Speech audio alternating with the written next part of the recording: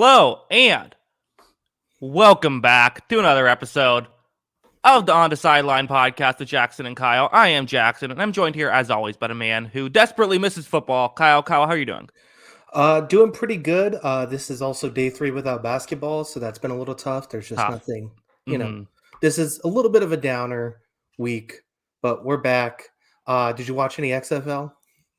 A little bit. I'm actually, Kyle, I'm going to an XFL game this weekend. Uh-oh. Who's Let's playing? go.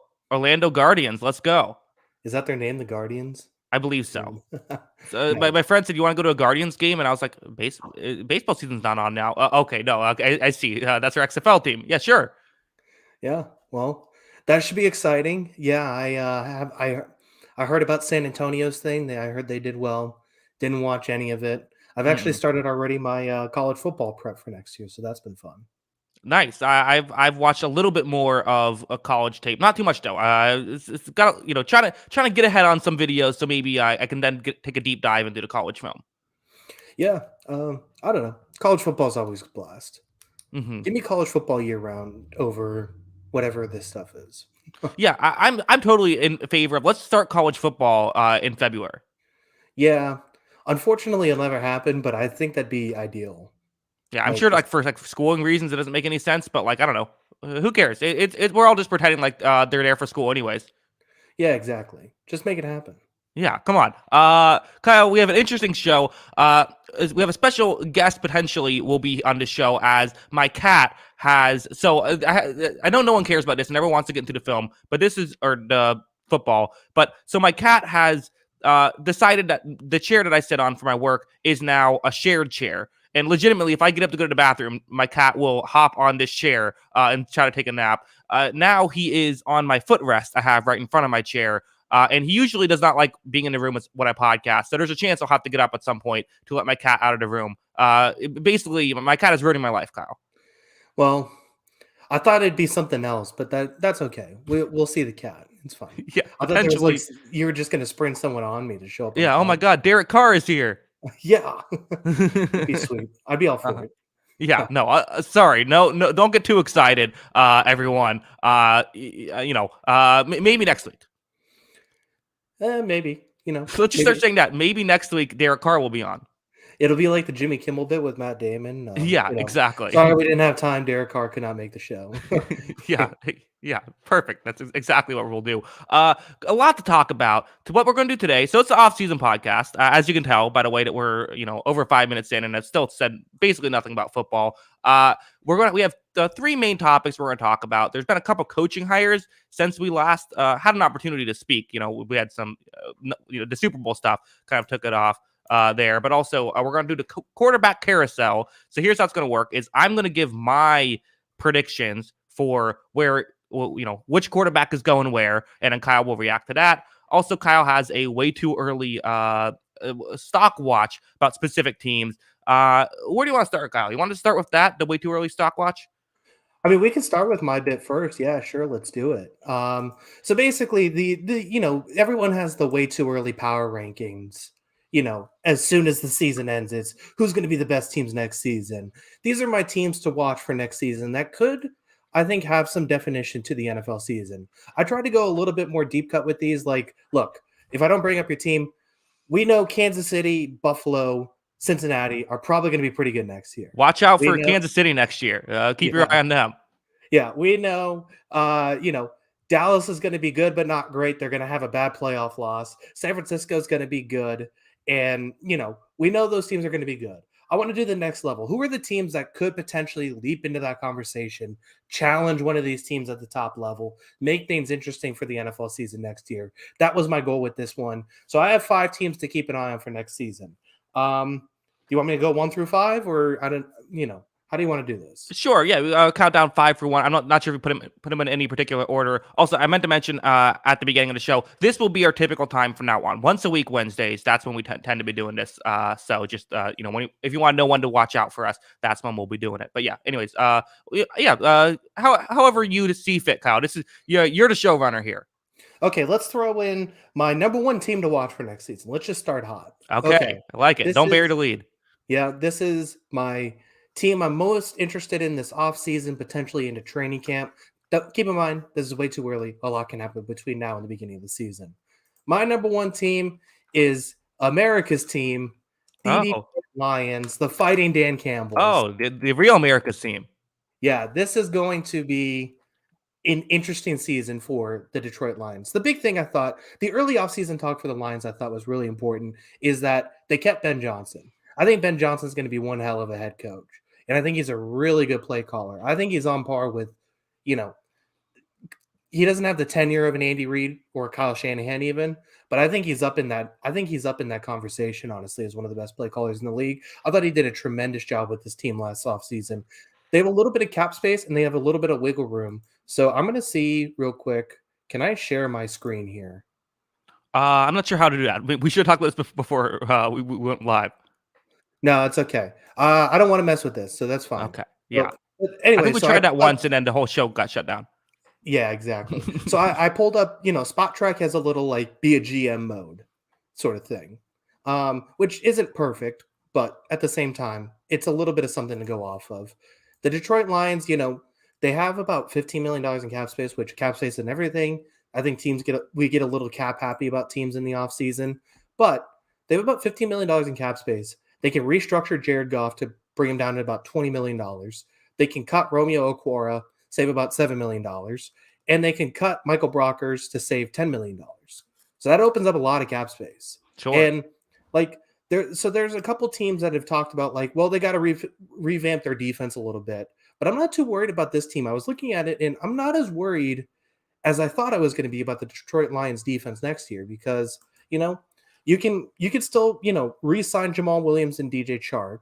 And I just did the Spot Track, player value estimator thing, which once again isn't perfect, but it's something to go off of. Sure. I resigned them to, their friendly contracts. Jamal Williams, $4.1 million. It seems like a pretty good deal. DJ Chark at $9 million. That seems like a pretty good deal too. And then, they have 2 first-round picks this year, which maybe they could use one as a trade chip. But the very obvious spots for the Detroit Lions for me this year are corner and linebacker. I think those are the very immediate upgrades. I thought they're pretty good on the defensive line, and I think especially with Aiden Hutchinson potentially taking a lead, I think they're very good with some young safeties back there. So if they make those moves, and if you go by, once again, I even did a little bit higher. If you go by Spot Track's value estimator, Levante David and Jamel Dean kind of fit nicely. Okay, well, we don't have to go there, do we?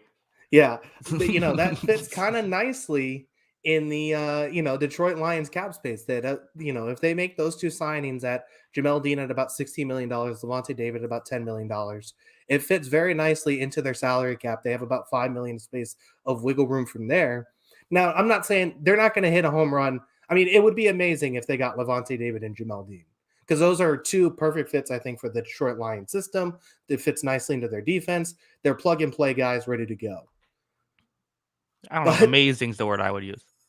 I mean, that would be a best-case scenario for Detroit. It'd be amazing for them. No, I'm joking. Yeah, I know. Obviously, it messes up Tampa a little bit more, but they got their own salary cap issues they got to work out before bringing those guys back. That's all of a sudden a situation where, are we talking about Detroit Lions winning the NFC North, favorites in the NFC North? Are we talking about them challenging some of these teams in the NFC? That becomes an interesting conversation for Detroit this offseason. I like it. I like the take. I have a couple pushbacks, and maybe we'll just do this where I'll play devil's advocate. But I think there's a couple concerns I have. Well, I don't disagree that it's kind of nice to have one glaring weakness where that's kind of you have the positions you have to improve upon. 32nd ranked coverage unit last year according to PFF. The corners were an issue. You're right that maybe you have Jeff Okudah, let him be the number 2 corner, let Jamel Dean be the number 1. I do like that. But there's a question mark there. And, how often have we seen a team pay big money on a corner that feels like they should be a can't miss guy and then it doesn't work out? I mean, just look at JC Jackson last year. Part of that was injuries, but still. My other concern is the Jared Goff thing. And I think that's maybe where we should start is Jared Goff seems like they're going to keep him. That's what all signs are pointing towards. Spoiler alert for the quarterback carousel. Seems like that's what they want to do. And if that is what they do here, you're now paying, sure, you could restructure, but you still have to pay it, down the road. Currently he's set to have a cap hit of $30 million for the next 2 seasons. So, I was feeling like all along they were going to cut him after this season. He's currently, only has $10 million guaranteed. Maybe they say, hey, we're going to cut you unless you take a $10 million discount, something like that. That I would like. But, we talk all the time about how it's not typically great business to pay, good quarterbacks, great quarterback money. I'm not even sure if I would consider Goff a tier 2 quarterback at this point. And paying him $30 million a year, it's not the worst contract in the world, but it is difficult to. Could they be a playoff team? Sure. I'm expecting them to be a playoff team, but what is their ceiling is kind of my concern. Yeah. The big thing is he played well last year. He played very well last year, Sure. given the circumstance. And I just think, I look at it like if you're going to look at a quarterback, if you're going to pay a tier 3 quarterback money, like, is this the best scenario you have? This is sort of the San Francisco thing when it came to Jimmy Garoppolo and how they did it. They had an elite play caller, they had an elite offensive line, and they had skill position guys. Detroit right now has, in my mind, an elite play caller, even if, I don't know if he's as good as Kyle Shanahan. I think he's an elite play caller, though. They have an elite offensive line, and you know what? Swift and Williams are a really nice back tandem. Amon-Ra St. Brown, I think, is a stud. Jamison Williams, if he wasn't hurt last season, was my number 1 wide receiver. He's healthy this season. That all kind of comes together as like, okay, is this kind of the situation where you can get away with having that tier 3 quarterback because he's in maybe one of the most quarterback-friendly offenses in the league with everything around him? Sure. I could see it. I could see it. But again, the question is going to be, you're going to have to play San Francisco or Philadelphia as it stands right now. Who knows what's going to happen? By a year from now, we might be looking at like, what happened to Philadelphia? How did they only win 4 games? We've seen this happen all the time. But as it stands right now, you're going to have to beat a team like Philadelphia at the very least, who has all of those same things, but also isn't paying their quarterback $30 million. Yeah. So I do think if you wanted to, they belong on this list. I agree. I think there's a flyer you could put down on them. Say, I think this team could win the NFC North. Sure. Whether they're winning the NFC, that's a whole nother conversation. But as soon as they win the NFC North, though, all they have to do is get to that spot, and then anything's possible in the playoffs, right? I love this team's floor, and I love this team's potential. The only concern I have is their ceiling. Right. And, I mean, it wouldn't be crazy to say, let's go ahead and go all in and get a quarterback, too. They could save $20 million right there, $21 million basically cutting Jared Goff. Don't let Lions fans let you say that. Don't let Lions fans hear you say that, Kyle. Listen, I just laid out an entire reason why I think they could be good with Jared Goff next year. Potentially very good with Jared Goff next year. I think this could be a San Francisco-esque kind of team. Obviously, the defense is way behind San Francisco's, but there's a scenario where if they hit on a couple free agents, it doesn't necessarily have to be Dean or David. Tampa fans don't get too mad, but It could be a situation where they hit on a couple free agents, they rebuild this defense quickly, and they still have this offense, which I think is really good, and the ceiling's very, very good.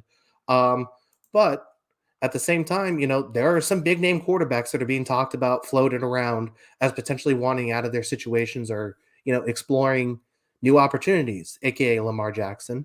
If a Lamar Jackson's on the table, as much as you like Jared Goff, and as much as I thought he was good last season, I'm taking Lamar Jackson over Jared Goff 9 times out of 10.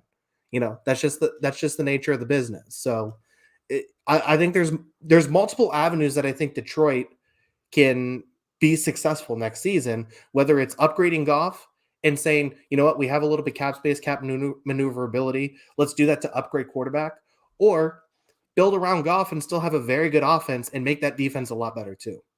Yeah, I was in chat. Rodgers to Detroit confirmed. Yeah, that would be good. That would be a lot of fun.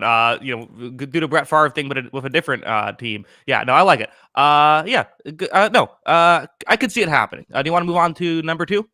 Yeah, let's do number 2 here.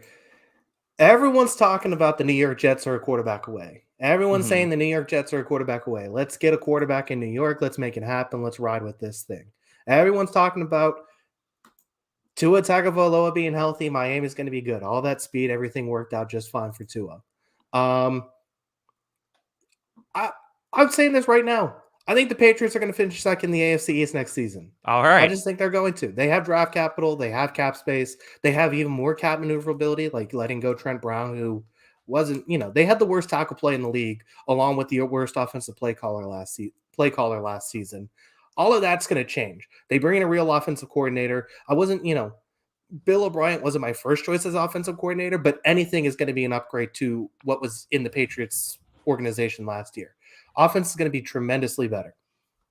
They're going to add new offensive tackles. I think, they have the cap space to go get a Mike McGlinchey if they wanted to go get a Mike McGlinchey and pay him top dollar as a right tackle. They can go draft a left tackle. That'd be a very Patriots move to draft a left tackle in the first round, stuff like that. They have, opportunities to go get a number one receiver, whether it's a T. Higgins, DeAndre Hopkins, that kind of thing. They have the draft capital to make a trade for something like that. And I just think the offense is going to be better because it's a real play caller. And I think Mac Jones is going to have a bounce back season. And not to mention, it's still Bill Belichick and the Patriots. Give me the Patriots the second in the AFC East right now, playoff team. That's how I'm feeling about the Patriots this offseason. Love the take. Love it. Big fan of it. I'm sure that, we'll do once again, once it comes to our predictions, we'll both be predicting the Patriots to make the playoffs again. Definitely a fan of it. Here's my concerns about this one, Kyle. First, you're saying, well, maybe they could they have the ability to go out and get DeAndre Hopkins. Kyle, do you really believe that this Patriots team would even consider that? I mean, they've done it before. And, when Bill O'Brien took over the offensive coordinator spot last season, it was the introduction of Gronk and Hernandez. They've each had huge years in O'Brien's first year as offensive coordinator. This has been a team that when it feels like it's needing to make a big move, has made sort of big moves, going back to the Moss and Wes Welker offseason. They've gone out and got guys when it's been a desperate situation. I wouldn't, I don't think they're going to trade first round pick for DeAndre Hopkins. That's just not what they do for business. Right. But if there's a conditional third round pick that moves up to a second or something like that for Hopkins, plus player going back, something like that. I don't know exactly how it would work, but I do see a scenario where they go after a top dollar guy. Okay, I mean, it's not something. I get the Randy Moss thing, but what didn't they give up like a third and a fifth for Randy Moss or something? Like, Yeah. that was not a ton of. They've never made even an AJ Brown type trade before. No, they're not going to pay top dollar for a guy. They're going to wait for someone who's way cheaper than that. Which, I think there's going to be an opportunity to get a receiver at cheap this year. I just do. I don't know. It'll be interesting to see how it plays out this offseason. But it's I think that there's an opportunity to get a talented wide receiver either through the draft or through free agency or through a trade. Oh, this is a great point too. Reggie's saying, "Ain't no way D-Hop is going back to him." Yeah, DeAndre Hopkins is not going. He is not going to play for Bill O'Brien again, Kyle. Hey, man. They haven't been the same since they separated from each other. Maybe the way to fix this is just come back together. No, probably not. But yeah. I think they could get somebody. I think Hopkins has kind of been the same. Hasn't been on the field, but when he's been on the field, he's been about the same. Yeah, that's true. Fair enough. Yeah. No, I mean, listen, there's things to like. Another thing, though, I'm looking up the top, on the PFF free agent tracker, which is a great site. Highly recommend. Very, very easy to use. Very fun. Look up top wide receivers available. Number one, Jacoby Myers, who, I'm thinking maybe the Detroit Lions should sign personally, Kyle. I mean, he kind of fits if they don't necessarily have to bring back Chark. He would be a nice, sort of addition to Amon-Ra and Jameson Williams because they have speed. They can go get kind of a possession guy. That makes sense too. But, Myers is very good, but if they let Myers go and got an upgrade, I wouldn't be overly upset. Okay. I'm just saying, we do this every year of the Patriots, or not every year, but a lot of times we feel like, okay, here's the year they're going to go all in, and then they say, here's Nelson Aguilar, and you're going to like it. Well, it'd be just kind of silly at this point not to. You still got your quarterback on a rookie deal. You might as well try. You got to see everything you can out of Mac Jones. Well, let's use that as the transition for the other thing of Mac Jones. Great rookie season, great college career. We were all fans of him coming out of college, and if you were a doubter then, you were won over after his rookie season. Year two didn't go so well. There's a report, which I never know how true these reports are, but there's a report that potentially they don't see a massive difference between Bailey Zappi and Mac Jones, which is, hey, maybe get rid of Mac Jones, go with Zappi and get some value that way. I don't know. But, we always talk about the first question is who's your quarterback, and there's a question mark there right now. There is a question mark, but I am willing to give him another chance with the scheme change. This was Sure. there was a whole Boston Herald piece about how everything went terribly wrong from the beginning last season, from the I don't know if we needed a offseason. piece from that. I think we just, if you watch the games, you could tell. Yeah, but it was even worse when you read the piece. Gotcha. Teams not enough I'll check it out. plays, not enough, information. No one knew really what they were doing. I mean, it was a complete disaster. So I think I'm willing to give them a chance. And you know what? They're both going to compete for the job this offseason. They're both going to get a chance to compete for it. And the most important thing about it is they're both cheap. They're both rookie contract quarterbacks. So, if one starts over the other, it's not really that big of a deal. Yeah, I could see it. I don't know. It feels like I used to say I'm not betting against Bill Belichick, and in some areas I still agree, but not in every area. And it just, there's question marks. I see the upside. I see the potential, but I think you could say that with a lot of different teams is my only concern. Yeah, it's fair. It's going to be a tough division too. But Sure.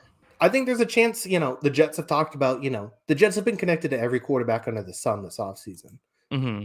There's a chance the Jets strike out on everybody. Legitimately strike out on everyone. Mm-hmm.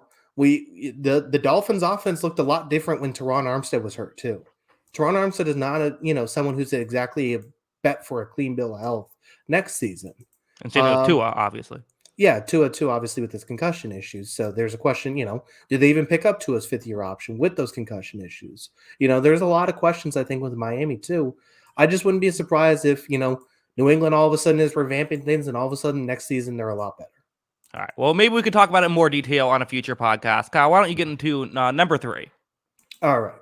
This one is not necessarily like a contender or anything like that, but somebody has to win the NFC South. Somebody has to win the NFC South. We're all, the Buccaneers and the Saints have are the furthest over the cap of any teams in the NFL by over the cap metrics. I think everyone's kind of like saying Carolina's the trendy team, which is fair. They had some really kind of, gut punch losses last season. They got a new coaching staff. Everything's new and shiny, so everyone wants to pick that. But I'm going in another direction here. Give me the Atlanta Falcons as a potential NFC South winning team, because I'm just looking at this roster. We talked about coverage year to year is sort of fluky. I didn't think Casey Hayward and AJ Terrell really ended the season on high notes last season. I still think those are good football players. I think they're going to be better next season.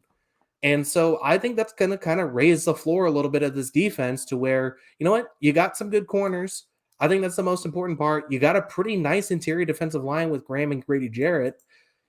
Go and get an edge rusher potentially. And I think that defense it's not going to be great, but I think it could be respectable at least. And then I think this offense is going to be solid. I really do. I think this offensive line is very good. They got to pay Caleb McGarry, but I don't see that really being a problem. They're going to pay Caleb McGarry. I think Tyler Algier and Cordarrelle Patterson's a pretty nice back duo. I think Kyle Pitts is due for a bounce back season, which I think his season was kind of overblown anyway. He graded out still pretty well. Drake London had a really nice rookie season. And so the question for the Falcons is the quarterback spot.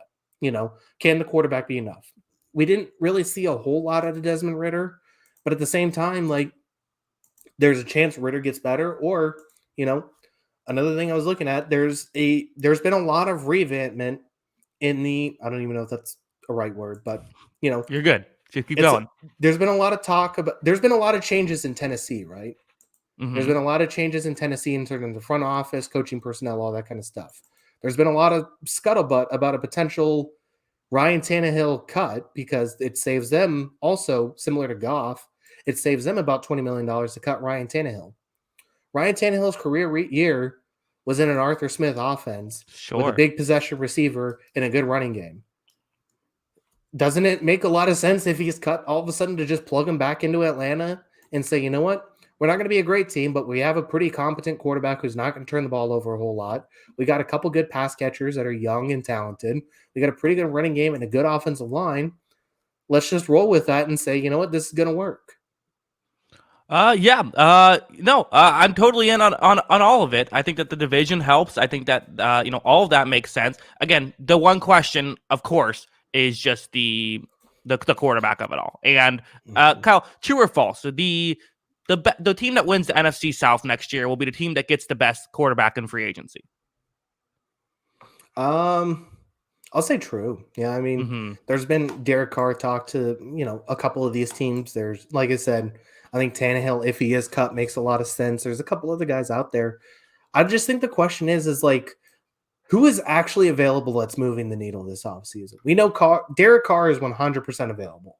Mm-hmm. Outside of that, like, we think Aaron Rodgers might be available, but I'll be honest, we don't know. We're gonna do the whole quarterback carousel thing later, so I don't want to, step on the toes of that too much. But Mm-hmm. who is going to be available to really upgrade teams? I think is the real question. Yeah. The other thing too, my kind of final thoughts on this is it's all the quarterback stuff. Does Atlanta draft a quarterback? They pick 8th overall. They could potentially trade up with a team like, I don't know, maybe Arizona or something to try to get a quarterback early, or maybe to just take one of the guys, like if a Will Levis or a Anthony Richardson falls, do they draft them at 8 potentially? So it just. I don't know what they're going to do there. And if they end up drafting a guy, this team isn't going to be good next year. But I can see there's upside here. Yeah, they have options. They have options. So I For think that's sure. something to look at. And I just think there's been a lot of Panthers talk about potentially just stepping in and winning that division.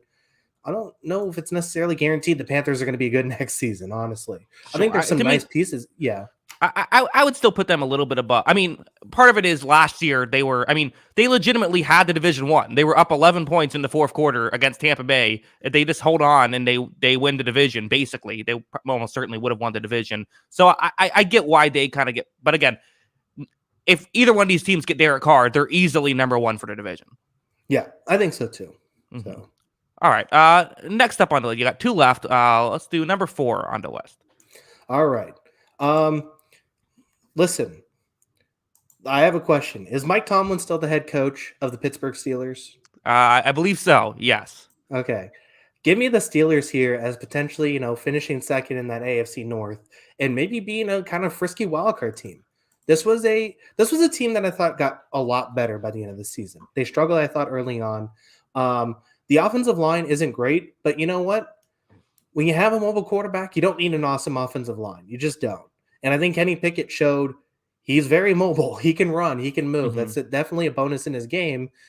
I think he's a solid quarterback. I think he could be pretty good. Now, he's not awesome, but he's cheap, and that's a big thing.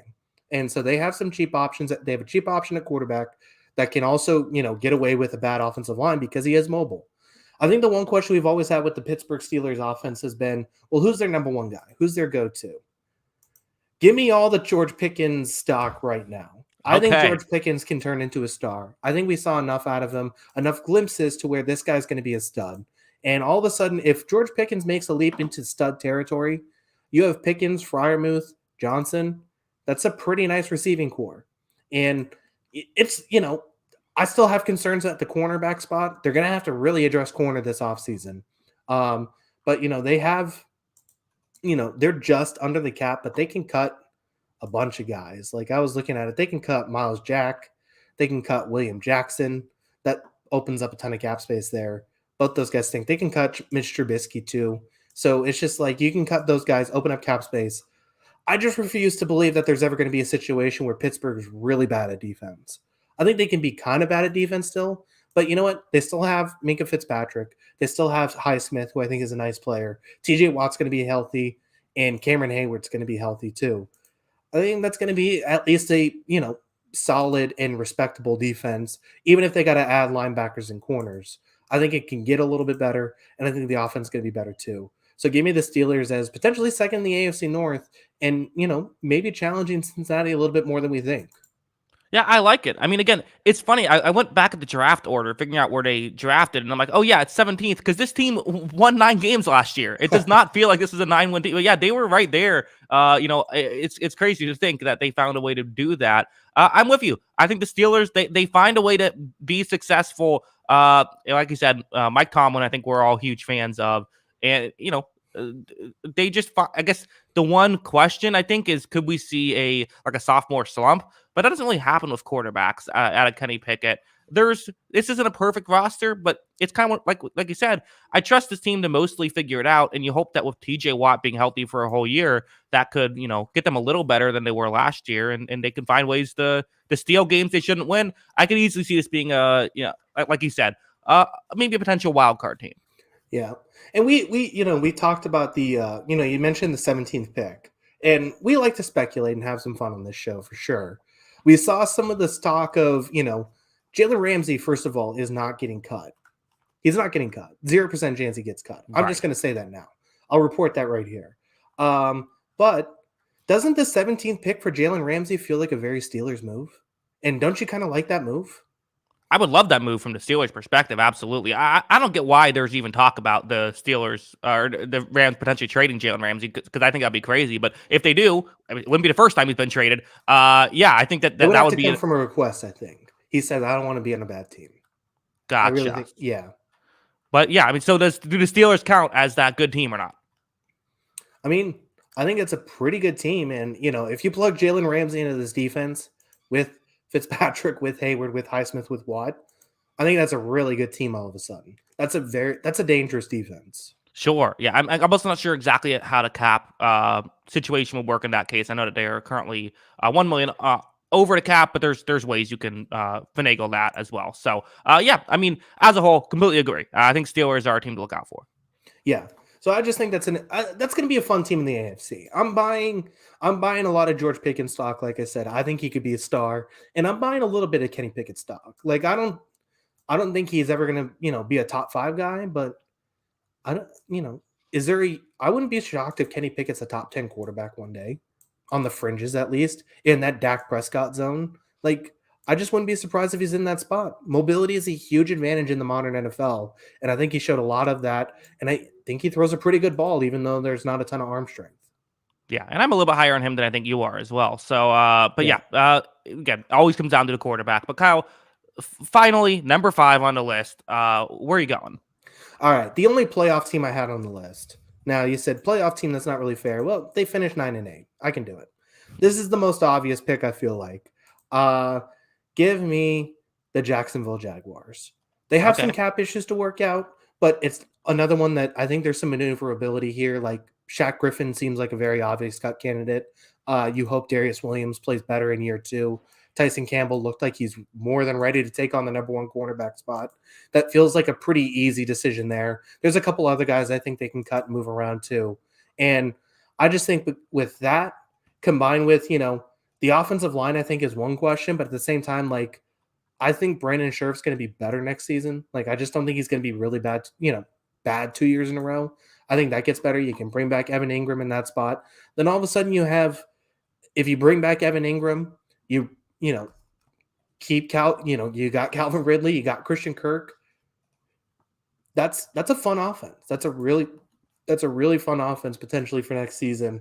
And a lot of this also comes down to a Trevor Lawrence leap. If Trevor Lawrence leaps into the conversation, where I think if you view Jacksonville taking the leap into a contender status, you might as well just throw MVP. You might as well just throw an MVP bet down on Trevor Lawrence right now, because that's basically what you're banking on. And I think if you took at the ceiling, the best games of Trevor Lawrence last year, I think you could see an MVP type of season, or close to a top 5 type of season from Trevor Lawrence next season.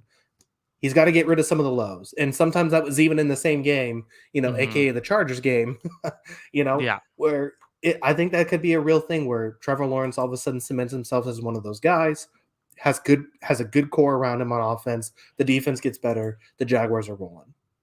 Yeah, well, Trevor Lawrence is interesting too, because you talk about again, I feel like every single time we bring someone up, I'm like, well, it all comes down to the quarterback. But in football, it oftentimes all comes down to the quarterback. And you're right. I think it's possible Lawrence has gotten a bit overrated, Kyle. I do. I think because of the success that Jacksonville had this season, he got a 5th place MVP vote this year, which I think is insane. He was a good quarter. PFF had him ranked 11th this year. That feels about right to me. Because like you said, he had some very high highs, he had some low lows as well, and so this was good. The question though is, can you go take the next step? Because some guys don't. Again, we're assuming Lawrence will do that. I think it's a safe bet to assume he'll take that next step.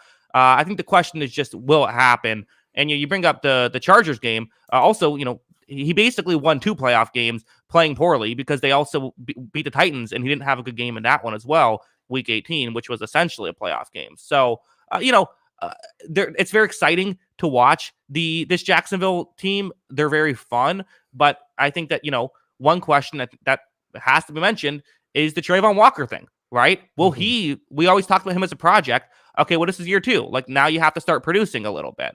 And maybe he will, and maybe that's how if Trayvon Walker turns into an elite edge rusher, like this, that's another way this team could take that jump, right? But it's just going to come down to young players playing better. Yeah, and there's a few guys, like Rayshawn Jenkins, I think, had the splash plays, but you really need to kind of, get some consistency there. I think Devin Lloyd had some moments too, but I think he's going to get better. Linebackers usually take a year too. And, I agree with the Walker stuff. I didn't think it was great. Obviously, I don't think there's any denying that. But at the same time, like, if you just throw like a defensive line with Josh Allen and Arden Key, I think it's going to be a pretty good defensive line regardless. Sure. It's just it was good last year, even with Trayvon Walker wasting a bunch of snaps. Yeah. So, I still think it's going to be a pretty good defensive line.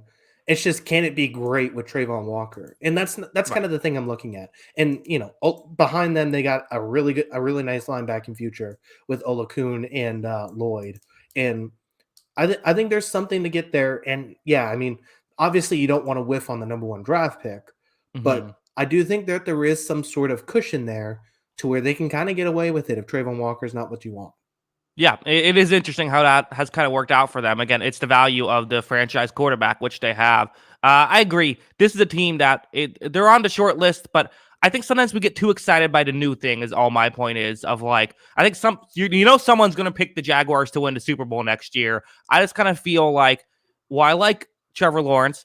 I'm still going to bet on the Bills, Bengals, and Chiefs ahead of the Jaguars until I see it from Lawrence. Yeah. And basically, we saw the highs. That's the thing, is we need to see, if you go back to like that Vegas game, the first Tennessee game, those sort of moments, you're going to be like, oh, to Baltimore. Trevor Lawrence is a star, right? Or even just the second half of the Chargers game, which was, probably the biggest game for him. Sure. If you see those moments, you say, okay, well, this is just the progression of a young quarterback. He's going to continue to work out those mistakes. It's year 2 now in a new system because he had to change systems after only 1 year. So, he went from the 32nd graded quarterback in 2021 to 11th in 2022. Would it be crazy to say all of a sudden he's like the 6th graded quarterback next season? I don't think it's insane to think that. No, it's not. He's currently on the right path, right? He absolutely is. He's on the right trajectory, but so is Marcus Mariota after year 2. It's just we have to wait and see. But then again, so we're guys who turn out to be superstars. So it'll be interesting to see what happens. So yeah, any final thoughts on this? No, I think we covered it. I think those are, my 5 teams to watch. I think, it should be pretty good. I'm looking at my notes here. But yeah, I think we just about covered everything I needed there. Yeah. Good job by you, Kyle. Well done. Thank you. Appreciate it. Yes. All right. Well, now let's move to the quarterback carousel. This is now this was the homework I had to do for this episode. I have gone through, Kyle, a lot of teams I could see going several different ways. I have actually 15 teams, and I didn't even include the Titans, which I probably could have. So I guess you could argue, half the league, we don't know where they're going with quarterbacks. Now, some of these I'm still keeping with the same quarterback, but it's more so, it's just, what I'm doing is my predictions, but then we can also talk about some of these in more detail. Yeah. Yeah. This has sort of become the quarterback conversation in the offseason has almost become NBA-esque, right? Like that was the NBA be turned into a 365-day sport because free agency became so interesting. I don't think all of the NFL has come like that, where it's not, we're not watching the Levante David sweepstakes every day and talking about it every day on First Take, but the quarterbacks have become a real conversation. And basically since the Brady moment, I feel like it's become one of the main points of the offseason. Where are these guys getting moved? Yeah. It's very fascinating. I have to be honest, though, I think this might end up being a bit of a boring one. I don't know how much are going to be. I think there's a lot of hype. I don't know how much hype is actually going to happen. The one guy, though, that is, I was trying to think of when's the last time someone like Derek Carr has become available Because I mean, obviously Brady, but that was just such a unique case. I feel like that's a different thing. And kind of the last thing I think of was Kirk Cousins, right? Hmm. Where Cousins. But I feel like the difference is I think Carr is more established now than Cousins was when he was a free agent. Yeah, Cousins was still. I think he came off his rookie deal, and Washington was basically like, "Yeah, we're good." Um, I think they I tagged him wonder. twice if I remember correctly. Yeah, and I wonder. It would be interesting to see if like Washington at this point how they feel about that moment because Uh they huh. they haven't really solved the problem since he left. But at the same time, like, do you want to be on the Kirk Cousins 35 million a year watch? Like that's the one thing I was thinking about. Yeah, I actually thought they solved the problem well with the Alex Smith thing, but then it just unfortunately Alex Smith had the Joe Theismann injury that year. Like they were, I think people forget that they were 6-3 and in a playoff spot before the Alex Smith injury. Yeah, that's true. Yeah, I mean, it was unfortunate. But anyways, back to Derek Carr. I was thinking, what makes the most sense? Derek Carr, the sweepstakes. We'll start there. Kyle, I'm sorry to do this to you. I think the Jets are the team that ends up with Derek Carr here. I think that I just he met with them and apparently it went well. It feels like it makes so much sense for Derek Carr. The Jets, they want a quarterback and they want one now. They're willing to overpay for one, I think, to make it happen. I think Derek Carr would bring a lot of nice things to them. They're a team that would be a complete roster now. I have Derek Carr going to New York. There's a lot of logic to it. I think it makes some sense. I think we're jumping the gun a little bit on how complete that Jets offense is, even plugging in a Mhm. quarterback. Obviously, it helps a lot, but like, you know, I didn't think Jets offensive line was really that awesome last season. And not to mention, like, it's betting on a Mekhi Becton healthy season, which I don't think we can Sure. at this point in his career. Garrett Mhm. Wilson's a really nice piece, but I still feels like we're kind of projecting on Elijah Moore. We don't really know what Tyler Conklin's fine. I think he's replaceable. And then like Corey Davis, I think is I think I'll be gone. replaceable. Yeah. Yeah. So it's just like, can they fill out the rest of that receiving room, pass catcher room to help, maximize? Because if you're bringing in a guy like Derek Carr, like you said, you are kind of going all in. This is your move to try and maximize the talent around him. I think you need to get more talent around him too. Yeah, I can see it. I think the idea is we have a good defense. Robert Saleh will man the defense, and then Derek Carr, he's going to be better than whatever the hell they had last year. So Yeah. get Derek Carr in there, and then hope that it works out. It's not a perfect solution, but it would. I think they easily be. Most people in that point would have them as a playoff team. I think they'd be probably the favorite to finish second in the AFC East with the Derek Carr level player. Yeah, I think so as well. As for Derek Carr's former team, I'm going draft. I put Will Levis down because that's where they're at. I think they draft someone here. Yeah, that makes sense. Like I wouldn't be surprised if they bring Stidham back and say, you hmm know what, Stidham's a guy who knows the system well. He's going to be able to help a young quarterback. And maybe if they feel like, Levis and Richardson are probably the guys they're looking at that spot, unless they're looking to trade up. And Levis and Richardson are viewed very much as project level quarterbacks. So I don't think it'd be the worst thing in the world to say, you know what, let's give Jared Stidham a little bit of time here, get these guys up to speed, and maybe by midseason we make the switch. Yeah, it's just one of those things where they say Jarrett Stidham's our guy. He's our starter, and then after 2 games, everyone's like, "Why are you starting Jarrett Stidham? Start your rookie quarterback." Yeah, it's the Mitch Trubisky thing. Yeah, exactly. Yeah, I think that could happen. Another sweepstakes, the Lamar Jackson sweepstakes, who every quarterback hopeful fan is hoping that will sign with their team. I have already definitely looked at some. I have considered putting him on my team just for the meme of it all. I do not think that happens. I think the Ravens keep Lamar some way or another. It'd be so stupid if they don't, right? Yeah. Like, when have we seen a situation like, obviously, Brady and the Patriots is something that comes to mind, but at the same hmm time, like, Brady was also like, he's old now, but he was still old when the Patriots were ready to let him He's gonna go. be 42 and coming off his worst season in like a decade. Yeah, like, I think, obviously it looks stupid in hindsight because they won the Super Bowl next year, hmm but like, I don't think it was like the most controversial thing in the world outside of that he was basically the best player of all time, leaving the team he was with all that time, right? Uh You huh. know, this would be unprecedented. It is a guy basically in his prime of his career who has won an MVP, and you're basically letting him walk. That feels like way too much of an ask. Yeah, I guarantee that's never happened before. I guarantee there's never been. I haven't looked at it. There's no way someone has won an MVP under rookie deal at the quarterback position, and not because of like a severe injury that derailed their career. They go to another team. Like that just never happened. I think that they're going to keep him. I think that they have the threat of a franchise tag. Lamar could always say, "Hey, I'm not going to play on a franchise tag," but still, that threat will. I think a deal will get done. Yeah, they'll figure something out eventually. The only thing I think about though is sorry to cut you off. Like the only thing I think about is then why hasn't it happened? Like that's the Yeah. only thing that I keep going back to is like, well, clearly this should happen. This should work. The only reason why I'm still like I still put them on the list is because like it hasn't happened yet.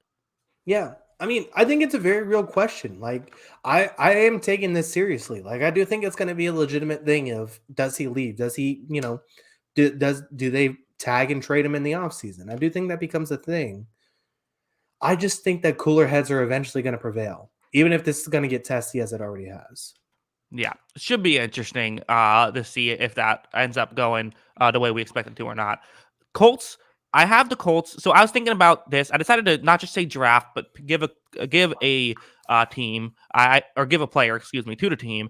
For the Colts, I'm going Bryce Young here. I think they trade up to number one. There's kind of debate of do the Texans do it, do the Colts do it to someone else. I kind of feel like the Colts, I think about Andrew Luck, first overall, Peyton Manning, first overall. I think they want the first overall pick. I think they give up an extra first rounder or so to the Bears and get Bryce Young.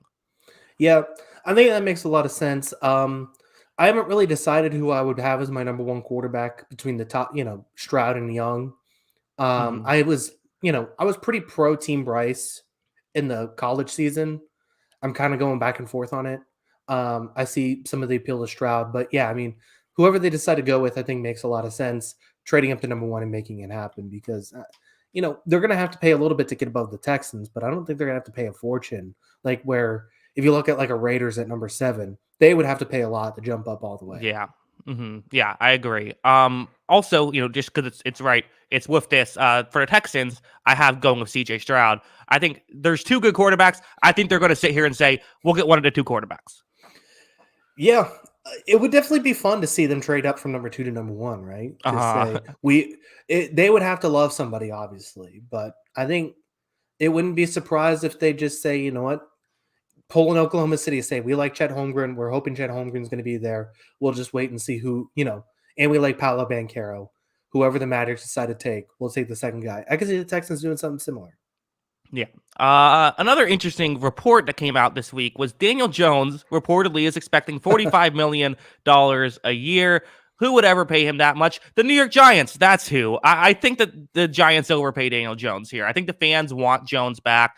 I think it's a mistake to give him a ton of money. He's not going to get $45 million, but I think he's going to get closer than people realize to $45 million. Daniel Jones is going to get a good chunk of money here. And I think the Giants do it.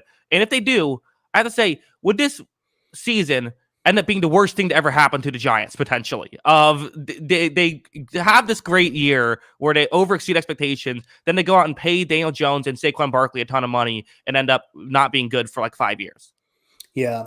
Well, my prediction for the Giants is they're going to pay one of the two, but not both. Okay, that makes sense. And I think there's a lot of logic to paying Jones and not Barkley, obviously just because of positional value. But do you pay a quarterback top dollar? That's Daniel Jones' question. I obviously would not. But Mm-hmm. I guess the question for the Giants is who are you getting if you're not getting Daniel Jones? Because you made the playoffs, so you're not going to have an awesome draft pick. Mm-hmm. What is the solution then if Daniel Jones is not your solution? And they may just look at it and say, we can't find a better option, so let's just bring back Daniel Jones. I personally would franchise tag him and say, Yeah. I know the franchise tag's a lot of money, but just put it on the books for 1 year and then figure it out. That would Mm-hmm. be my solution. Because if he's good on the franchise tag, then you just pay him again. If he's good again, then you just pay him. But if he's mediocre or bad, then you have an opportunity to move on. Yeah, especially if he's already looking in the ballpark of 45 million. A 45 million. We talked about is a 1 year $45 million franchise tag worth it? Apparently, he's looking for like 5 years, 45 million. So in that case, definitely don't stick yourself to the contract for that long. I think is just how I view it. Yeah. Let's go to their division rival, the Washington Commanders. Apparently they like Sam Howell. Like this is a thing now where the guy who they only let play one game, they're now like all in on that. I don't know if that's going to happen. I don't know what else they do. I wrote they get Baker Mayfield as well, which would be tough because I'm not sure if you could visually tell those two apart. But other than that, I think that it feels like Baker Mayfield is the prototypical guy you get when you don't love your current quarterback situation. So you add him as well. So at least then you don't have just one plan heading into the next season. Well, especially because they already did the Carson Wentz version of that. Uh-huh. I could see them bring in a guy like, I don't know. Mm-hmm. This could be a Darnold team too, right? Sure. A Winston team, one of those guys. Yeah, But yeah, just one of those guys. Yeah. I you know, I wouldn't be opposed to necessarily giving Sam Howell a chance. Why not? Mm-hmm. He's young, he's cheap, he's, got a little bit of the pedigree and he's talented. I don't know if he's going to be a starting level quarterback, but why not give him a shot? Yeah. Yeah. There's worse options, I think. I liked him out of college. He was the first pick in the 5th round. I don't know. I didn't like him falling that far. I agree. Give him a chance. Is not the worst thing in the world, but it's not the best option either. Yeah, I mean, if your expectation is Sam Howell's going to lead you to the playoffs the next year, obviously I don't, how do you, or if your question is how do we get to the playoffs next year, I'm not sure Sam Howell's the solution. But if you say, let's see what this kid's got and, we'll reevaluate next year if we have to, I don't think it's the worst option either. Yeah. The 49ers, their team that, I wouldn't hate Derek Carr to the 49ers, Kyle. I think there's some logic there. I think that could be fun. I'm saying they stick with Brock Purdy and Trey Lance, though. I kind of think Brock Purdy, I believe the report is that he's going to be able to start the season if he wanted to. I kind of think they stick with Brock Purdy as a starter. I wouldn't be opposed to it. He played well. Mm-hmm. I'm not as convinced he's going to be ready to go by the start of the season. I know what reports are saying, Mm-hmm. but and then not to mention, like, are you ready to start him if he has no training camp? Sure. But I do Mm-hmm. think the combination of Lance and Purdy is going to be the answer going forward. I think. Yeah, and I feel the same way with the Seahawks. I'll throw all these teams in together. Seahawks and Lions. I went with Seahawks. I think keep Geno, and the Lions. I think keep Jared Goff. Yeah, that makes sense. So there's one veteran quarterback that's on the market, seemingly, that we're not referring to right now, and that was San Francisco's former quarterback. Do you have a destination for him? I do. I do. I have the one of the 4 NFC South teams that are on this list. Carolina Panthers. I have going after Jimmy G. I think they're the team. Part of me, the reason why I feel like they're the team that I think right now I would say is favored to win the division next year. I think they're a team that wants to win the division the most next year. I think Yeah. the Buccaneers and Saints kind of both realize what's going on. I think the Falcons as well. I think the Panthers are like, let's go, let's win a division. Yeah, I think that's an owner who's pretty desperate to be relevant. Right. So I think it makes a lot of sense. And Jimmy G is not the worst option out there. That's for sure. Yeah. Again, I don't know what this that team's ceiling is at that point, but like I said, team that gets the best quarterback probably wins the division. I think they win the division in that case, which is, Yeah. that matters, right? I know we all like to say rings or bust, but as a fan, last year was more fun for me than the years where we sucked were as a Bucks Yeah. fan. How do you like him in Frank Wright's scheme? I like it. I think it'd work. Yeah, I guess that makes sense. So yeah, I think there's logic there. I think it works. They got some nice pieces. So why not go get a veteran like that? Yeah. The rest of the NFC South, I kind of do another, sort of mediocre quarterback carousel at this point. I gave each of them a quarterback who's kind of in that, like, I guess you could go with them. The Buccaneers, I went with Jacoby Brissett, also / Kyle Trask. I think he's going to get some playing time next year, I think. Saints, I'm sticking with Jameis, and then the Falcons, I went Teddy Bridgewater. You could interchange all of those. I think all 3 of those teams, and I think they all have a veteran on their roster, and I think they're all bad next year. Yeah, I think that makes sense. Brissett, I think, makes a lot of sense for Tampa Bay. That's a nice spot.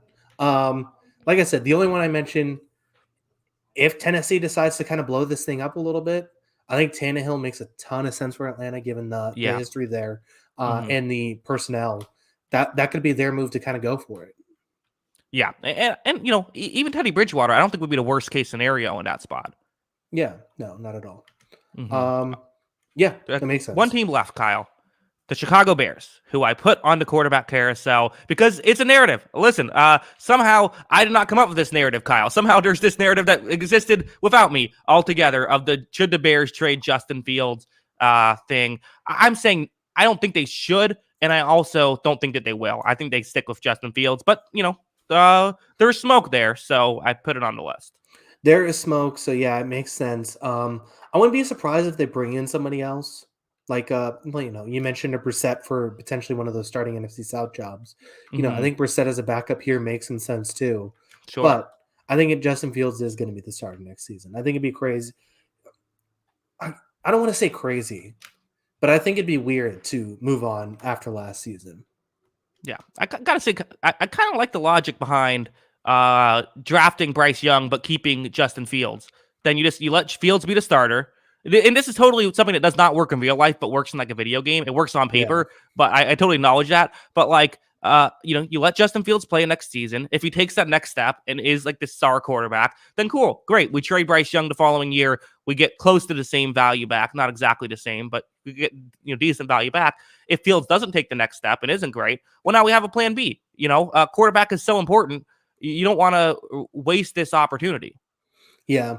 This is something like an analytical dream sort of thing. Like, yeah, go ahead and do that. But at the same time, then it doesn't get into the mentality of the player and all that kind of stuff. So, yeah. Right.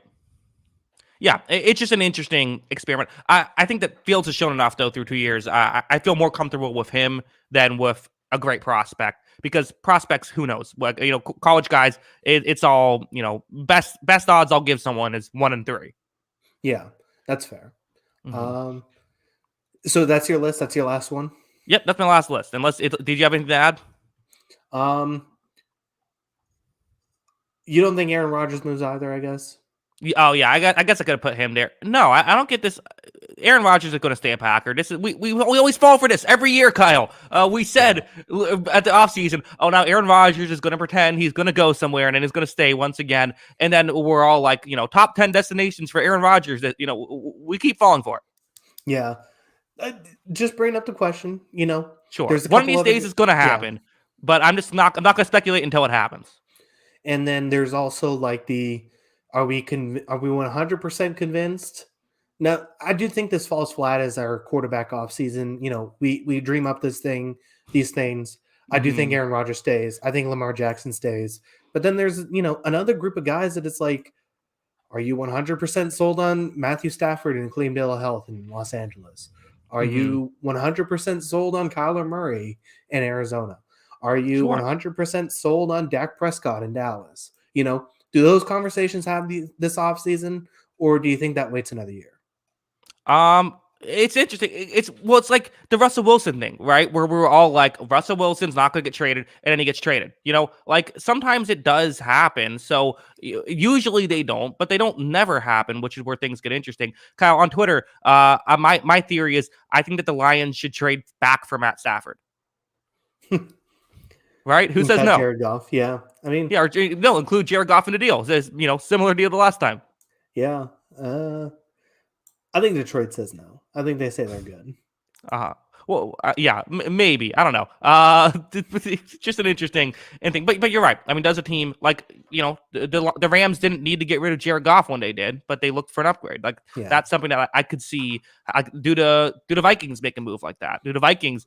There we go. That's how That's where Aaron Rodgers goes. The Vikings trade Kirk Cousins and get Aaron Rodgers.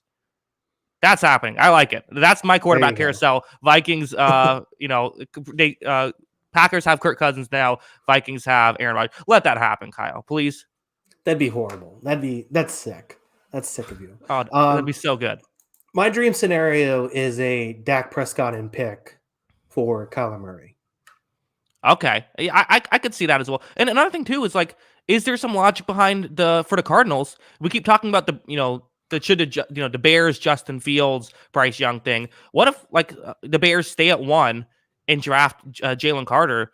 Now, let's say CJ Stroud is available at 3. for the Cardinals. Like, is there an option for them to do what they did when they got Kyler Murray in the first place of having a quarterback and still like, that's on the table. Kyler, has that injury. He's not going to start next year.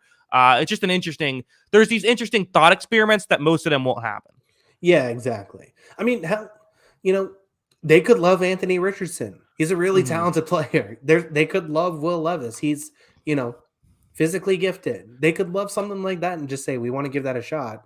There's a lot of options. Now, it probably just ends up with nothing, but there are some questions about it this offseason. Yeah, for sure. It's just interesting because it is such an important position. One last thing we have to talk about: the coaching hires. Couple of Eagles coordinators are now head coaches. The first of which we have to talk about Jonathan Gannon. Pew pew pew pew pew. As Jonathan, an all-time a video. Why was that posted? That was like the Cardinals guy, right? Who posted it? Why would they post that? Yeah, I don't know. That was a little weird. Yeah, if you don't know what we're talking about, there was a video of, I believe he was meeting Kyler Murray, and he kind of made like sound effects, and it was someone, I saw someone tweeted a response which I agree with, which was it's like strong science teacher energy. Yeah, it really was. I gotta say, I don't love this hire. Okay, why not? Well, I'm usually more pro defensive coordinator than you are, but I just think this is kind of weird. I don't know. Jonathan Gannon did not strike me as a guy who should be next in line to be coach. And, he didn't strike me as an elite defensive coordinator in the league.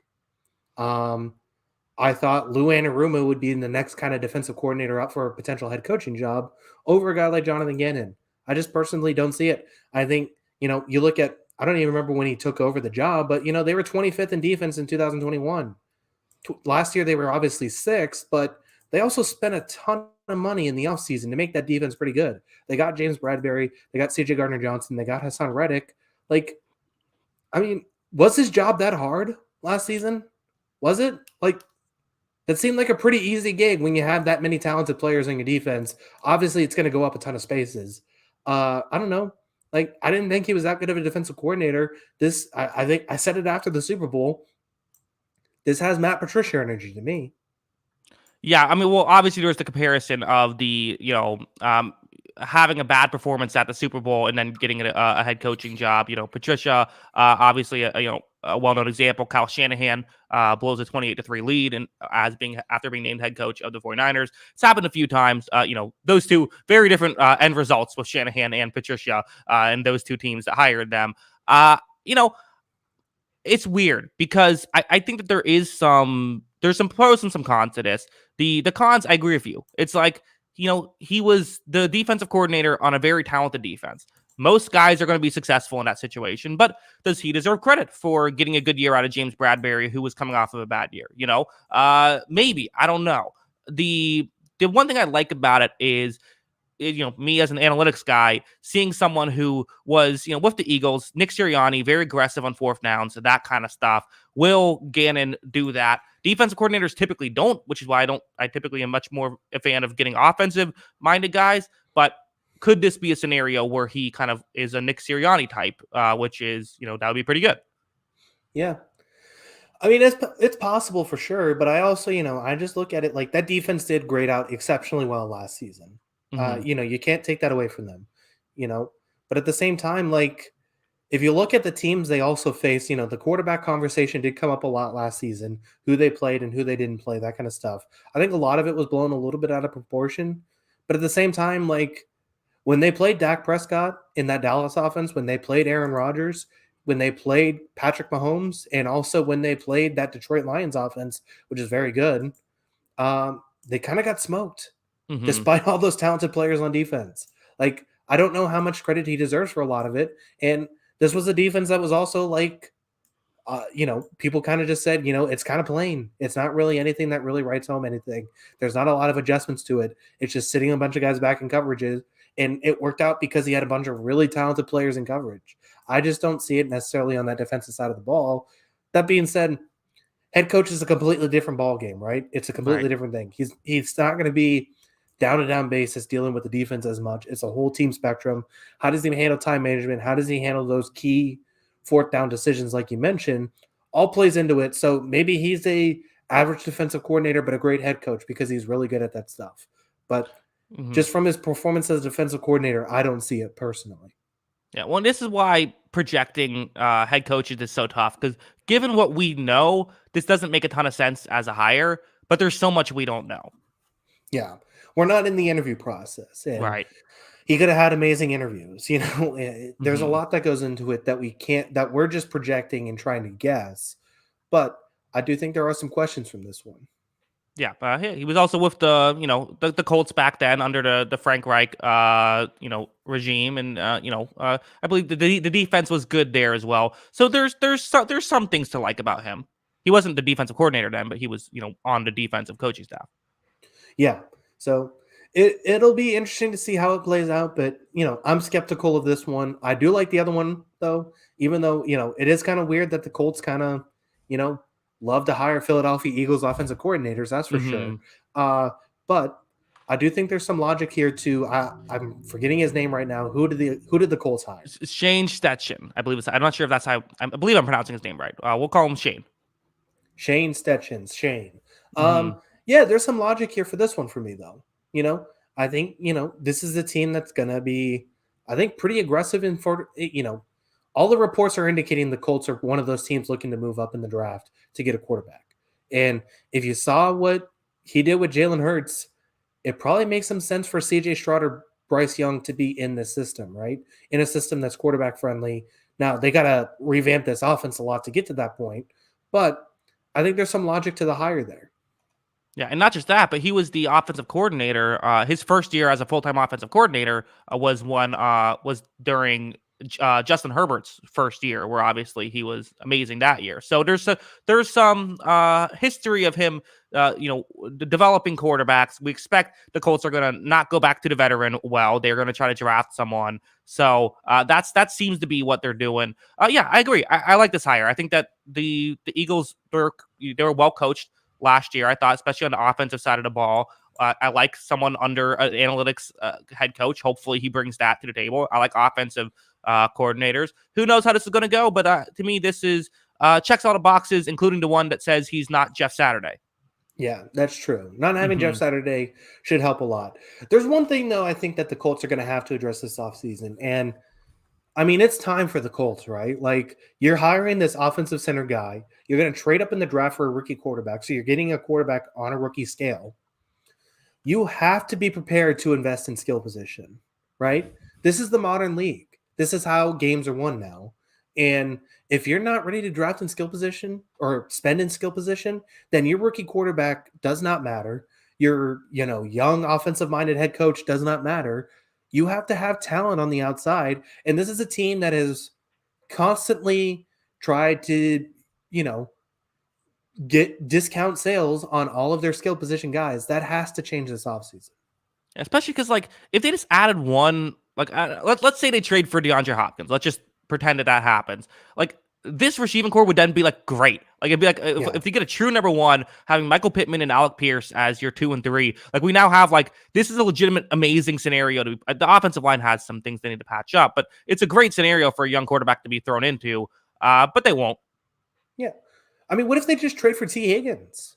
Get T. Sure. Higgins in there. Yeah, I mean, that makes a lot of sense too. Like T. Higgins, Michael Pittman, Alec Pierce, Jonathan Taylor. I think this offensive line is going to bounce back a little bit too next season. Like, that's all of a sudden a very nice spot, like you said, for a young quarterback to be in. And it's all pretty young players. Like, I don't know, that seems like a logical move. Yeah. I don't disagree. I just don't trust it to happen. Maybe a Yeah. trade. They could do a trade. They don't love free agency. That's just not their thing. Yeah.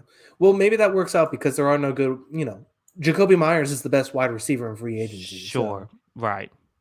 to go and get somebody. Yeah, maybe. I could see it. It should be interesting. Anything else? I think that's pretty much it. Yeah, I think we covered everything. First of the off season. We're going to have a lot of off season content. Wednesdays, 5 p.m. Eastern, right? Yeah, Wednesday, 5 Eastern. We'll have to come up with a show topic for next week. But what? Free agency is just around the corner. Free agency is coming up. Draft is shortly behind that. We're going to have plenty to talk about. We played. It's the off season, but we still the content game does not sleep, Kyle. It does not sleep. We're going to talk about, we're gonna have plenty of time to talk about Jamel Dean and Levante David on the Detroit Lions next season. Okay. At least Lions is okay. Just get if God forbid if they go to like the Saints or something. I will not be happy. I'd be amazed if the Saints somehow pull that off. I don't know Oh, where they're they would going do through it the just as couch fine. cushions for money. The Hey, Falcons they've make more sense at least. I mean the couch cushion they couch cushions just don't even stay on the couch anymore of how often they look under the couch cushions for money, Kyle. Yeah, I know. There's no way that they're gonna have that money. They'll find a way. They're looking to get Derek Carr. Yeah, I don't think he's gonna be that expensive this offseason though. Really? I think he's gonna get some money. I mean, I think he's gonna get at least over 30 million. Over 30 million? Yeah. I If think he's Daniel gonna go Jones under. is talking 45 million, Derek Carr is getting over 30. Yeah, but it's his worst year. That's Daniel Jones is younger, and he just came off his career best season. I think And who is better? I still think Derek Carr might have been better than Daniel Jones was last year, even with that being the case. that's true. That's fair. I don't know. Like I could see I don't know. I could see like a 1 year $20 million deal. I mean, if that's all you're getting, sign a $10 million 1 year $10 million deal with the 49ers and try to win a Super Bowl, and then you'll get a huge contract. Yeah, that's true. So Well, yeah. But anyways, Kyle, let them know you can find us on Twitter before we head out. Yeah, make sure to follow us on Twitter. That is at Jackson Kruger. Make sure to follow me at by Kyle Gronin, and make sure to follow the account page. That is at On the Sideline JK. That is at On the Sideline JK. Yes, of course. If you like audio only podcasts, anywhere you get the audio only feed, it should be available. It's On the Sideline podcast. Search that anywhere you get your podcast. You can find us there. Kyle, any final thoughts before we head out? Nothing else to add. This is a nice start to the off season. Looking forward to plenty of content for the months to come. Yeah, should be fun. Do you miss football yet? Haven't got there yet. Give me another week. Yeah, I think that's kind of where I'm at too. I think I think I'll get my football fix going to a game, which I think the move is to just get very drunk and pretend like I deeply care about this game, right? Yeah. Do they play? Are they at the Citrus Bowl or are they at I believe it's Camping World. That's what I mean. Yeah, Camping World. I forget they change the name all the time. Okay, it is gotcha. still the Citrus Bowl. Because I was going to say it's either that or what does UCF call their stadium now? Bright House? Spectrum? I don't know. Whatever. The Bounce House? Yeah. But yeah, I would say get as drunk as possible. There's some great tailgating spots at Camping World. Oh yeah, good point. Yeah. I'll have fun, but then I think the week after that's when I'm gonna be like that's when I'm really gonna be missing it. Yeah. I think so too. We got plenty of XFL is my cheap cocaine alternative. Yeah, it does have a bit of like the alcoholic who's like drinking like the peanut butter flavored whiskey or that they got as like a gift because they don't have any other alcohol in the house. Yeah. Oh, there's some leftover PBRs in my fridge. I don't know how old those are. Right, exactly. Which well, we've all been there too. More times than we care to admit. Yeah, exactly. Everyone, make sure you drink your old PBRs responsibly. Thank you again. What was my outro? I came up with one. I don't know. We said see you later or peace out, Girl Scout last time. Oh yeah, no, not doing that one. Not doing that outro. I don't know. What about like I don't know. Have a good evening. Sure, go. Okay. Little unoriginal, but it's okay. All right, of course, as always. Have a good evening. Peace. We got to work on that.